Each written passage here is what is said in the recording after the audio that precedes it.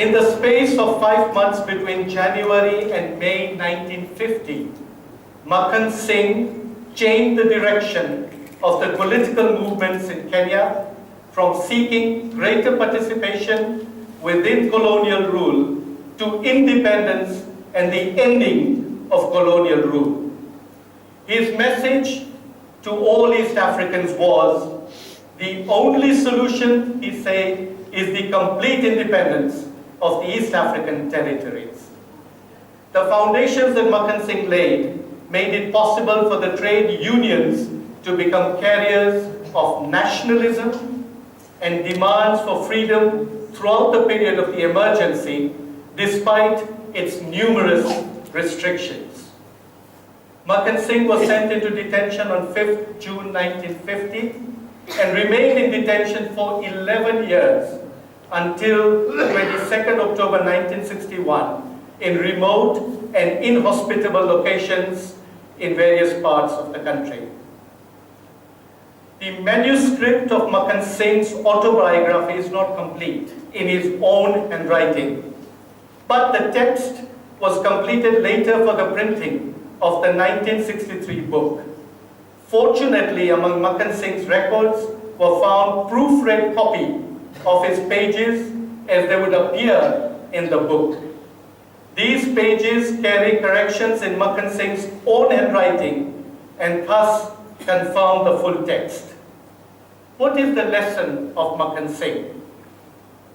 The lesson of Makhan Singh's struggles and of those for the new constitution is that freedom has to be fought for again and again and restored again and again. Whenever power turns into oppression, no matter how many times that happens. And the restoration of freedom always calls for the measure of courage, perseverance, and consistency that was so fully exemplified for us in the life of this great man, this great Asian African called Makhan Singh.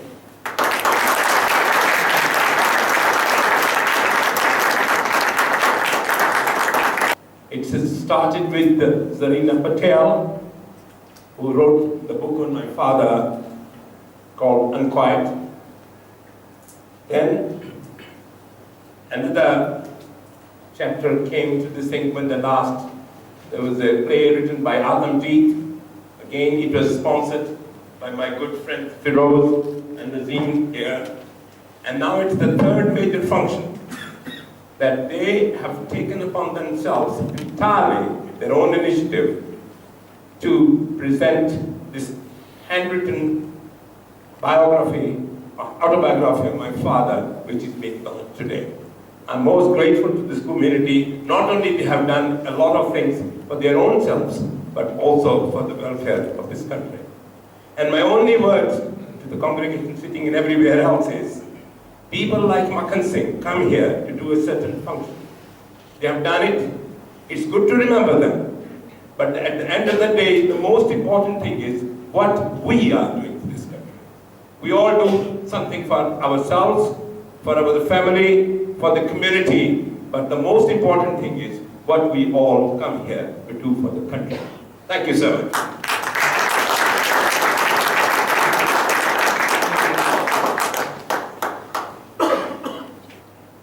I am extremely grateful for the kind gesture of trust to associate High Commission of India and myself with one of the regents of Kenya. Makhan Singh, who was one of the pillars of independence movement of Kenya.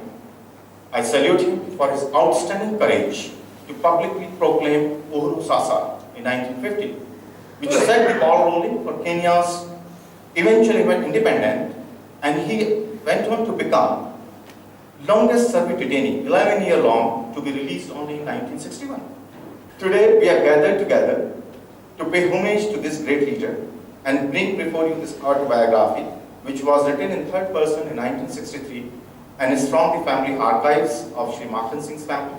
It also includes files from British archives, which were released in 2013. I am confident that this magnificent effort of Asian African Heritage Trust would prove to be a treasure trove for historians and academicians and would lead to further accomplishments in this direction. Thank you.